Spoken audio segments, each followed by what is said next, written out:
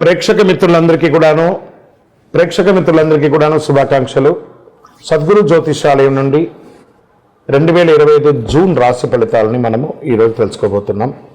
మా ఛానల్ ద్వారా చూస్తున్నటువంటి ప్రతి ప్రేక్షక మిత్రులు కూడా మీ యొక్క అమూల్యమైనటువంటి సమయాన్ని ఇచ్చేసి చూస్తున్నారు కానీ కాస్త like and subscription and share చేస్తే మాకు ఇంకో కొంచెం ఎంకరేజ్మెంట్గా ఉంటుంది. రైట్, జ్యోతిషాస్త్రరీత్యా ద్వాదశ రాశులు 12వ రాశి అయినటువంటి మీనరాశి మిత్రులారా, మీరు పూర్వభద్ర నక్షత్రం 4వ పాదం, ఉత్తరాభద్ర నక్షత్రం 1, 2, 3, 4 పాదములు, రేవతి నక్షత్రం 1, 2, 3, 4 పాదాలకి జన్మించిన మీరు మీనరాశి వారిగా పరిగణించబడుతున్నారు.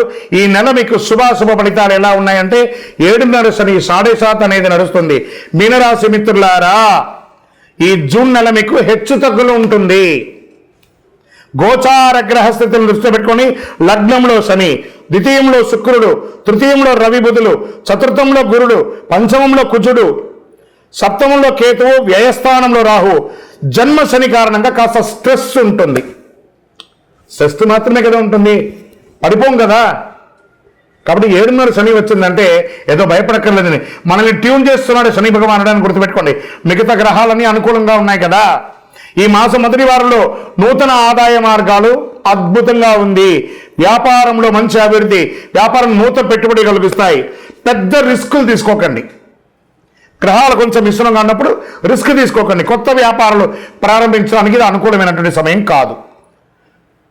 అన్నదమ్ముల వర్గంలో ఆధిపత్య పోరు, విరోధములు ఏర్పడే అవకాశాలు ఉన్నాయి. వివాహ ప్రయత్నంలో కాస్త ఆశాభంగం అని చెప్పచ్చు. ఈ మాసంలో బ్యాంక్ లేదా బంగారు ఆధారిత రుణాలు తీసుకునే అవకాశాలు ఉన్నాయి. ఉద్యోగులకి అద్భుతంగా కలిసి వచ్చే సమయం. స్థిరాస్తులు కొని చేసే ముందు చక్కగా ప్లాన్ చేసుకుంటారు, కానీ ఈ నెల ఏది కూడా రిజిస్ట్రేషన్ కానీ ఒప్పందాలు కానీ చేసుకోకండి. కళారంగంలో ఉండే వాళ్ళకి మంచి అవకాశం.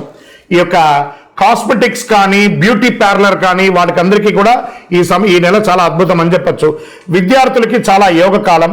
మంచి పాఠశాల లేదా విద్యాలయాల్లో ప్రవేశాలు దొరుకుతాయి. భార్యాభర్తల మధ్య కాస్త సఖ్యత లోపం అవుతుంది, జాగ్రత్త పడండి. చిన్న చిన్న ఆరోగ్య సమస్యలు తప్ప పెద్దగా ఏం లేదు. రాజకీయ నాయకులకి మిశ్రమం. మీ యొక్క డాక్యుమెంట్స్ అంతా కూడా జాగ్రత్త. షేర్ మార్కెట్ మాత్రం ఈ నెల వద్దండి. ఎంత జాగ్రత్తగా ఉంటే ఎంత జాగ్రత్త, లేదంటే మేము చేస్తామంటే ఇబ్బంది పడితే మీ ఇష్టం. మీడియా రంగం వారు కాస్త అపనిందలు పడే అవకాశాలు ఉన్నాయి. ఈ నెల కొంచెం జాగ్రత్త పడండి ఈ రాశి వారు. ఐటీ రంగం వారికి యాజ్ యూజువల్ స్ట్రెస్. కొన్ని రోజులు అన్ని బాగా అయిపోతుంది. ఆహారం మరియు నీరు తీసుకునేటప్పుడు బయట ప్రాంతంలో జాగ్రత్తగా ఉండండి. ఓవరాల్ మీనరాశి వారు కొంచెం జాగ్రత్తగా ఉంటే చాలు, అన్ని రకాలుగా బాగుంటుంది. ఈ నెల అదృష్టమైనటువంటి రోజులు 1, 5, 11, 14 తారీఖులు. అదృష్ట సంఖ్యలు 3, 9. చంద్రాస్తమం 6, 8 గంటల 6 నిమిషాల నుండి 6వ తారీఖున రాత్రి, 9వ తారీఖున 8 గంటల 50 నిమిషాల ఉదయం వరకు చంద్రాష్టం ఉంటుంది. జాగ్రత్తగా ఉండండి. ఈ 2.5 రోజులు ఆరోగ్యపరంగా సంతకాలు పెట్టేటప్పుడు, వాహనం నడిపేటప్పుడు జాగ్రత్త. హనుమాన్ చాలీసా పారాయణించండి. మహాసుదర్శన మంత్రాన్ని ప్రార్థన చేయండి. ఆదిత్య హృదయం కూడా మీకు అనుగ్రహిస్తుంది. శనేశ్వరుని ప్రసన్నం చేసుకోండి. ఎలా? దేహి మే బుద్ధి వైశిష్ట్యం, దేహి మే నిత్య యవ్వనం, దేహి మే పరమ ఆనందం, దేవదేవ జగత్పతే. శనివారం వెళ్ళి ఆ యొక్క నవగ్రహాలకి మీ వయస్సు ఎంత ఉందో అన్ని దీపాలు వెలిగించండి. దైవ ప్రార్థన చేయండి. 19 ప్రదక్షిణాలు చేయండి. 48 రోజులు పూజ చేసినటువంటి అతి శక్తివంతమైనటువంటి కరుంగాలి మాలను ధరించండి. ఆరోగ్యంగా, ఐశ్వర్యంగా, విజయంగా, సంతోషంగా ఉంటారు.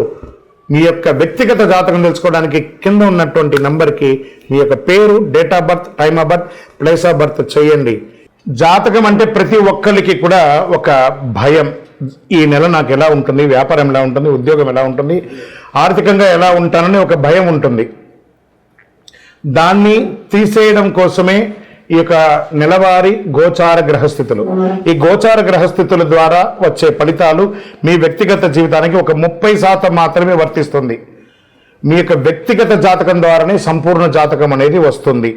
మళ్ళీ చెప్తున్నాను, జాతకం అనేది పడుతున్న వర్షానికి ఒక గొడుగు మాత్రమే, కానీ జాతకం జీవితం కాదు. మళ్ళీ జాతకాన్ని ఎవరెవరు అడగాలి అంటే 21 వయసులోపు ఉన్న వాళ్ళు అడగకూడదు, 60 వయసు పై చిలుకు వాళ్ళు అడగకూడదు, ఎందుకంటే వాళ్ళు పెద్దవాళ్ళు కాబట్టి వాళ్ళకి అన్నీ తెలుసు. ఆర్థికమైనటువంటి లావాదేవీలు చేసేసి అప్పులు తీరడానికి కోసం జాతకం అడిగితే జాతకం చెప్పించుకుంటే అప్పులు తీరవు. ఇల్లీగల్ అఫైర్స్ గురించి అడగకూడదు. ఇంకను మీరందరూ కూడా ఆయురారోగ్య ఐశ్వర్య భోగభాగ్యాలతో ఉండాలని అఖిలాండ కోటి బ్రహ్మాండ నాయకుడు శ్రీ ధర్మశాస్త్ర అయ్యప్ప స్వామి వారిని ప్రార్థిస్తున్నాం.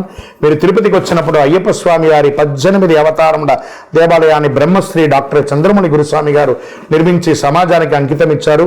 జీవకోణ అనే ప్రాంతంలో తిరుపతిలో రైల్వే స్టేషన్ నుండి బస్టాండ్ నుండి 3 కిలోమీటర్ల దూరంలో ఉంటుంది. రండి, దర్శనం చేసుకోండి, అనుగ్రహం పొందండి. విజయోస్తు. వందే మాతరం, వందే మాతరం, వందే మాతరం.